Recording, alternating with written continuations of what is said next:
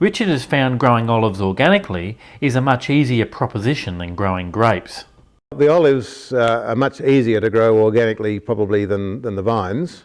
There are fewer insect pest or sort of environmental threats to an olive tree. A bit of scale insect maybe you can treat with white oil, which is a permissible input. But the olive thing is much slower to come on stream anyway. I don't think it matters what fertiliser you put on your olives, given that your soil is in reasonable condition.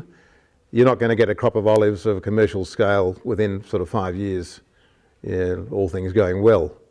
So you don't need to rush with the olives. As long as they're planted in the right site selection and well-drained soil with the right pH. We had to put on lime actually before we planted the olive trees. They'll grow, there's no doubt about it.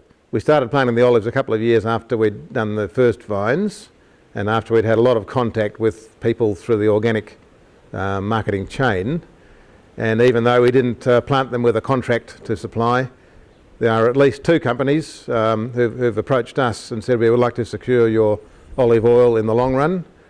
One of them 2 years ago had been asked by a company in Japan immediately to supply 100,000 litres of Australian grown organic olive oil. Well, of course there wasn't any, but so we hope to tap into that market, which obviously has grown even since then.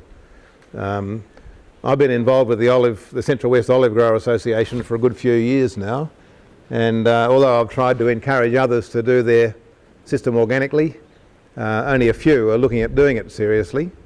They anticipate more problem than there really is in seeking certification, in going into organic conversion through one of the certifying bodies.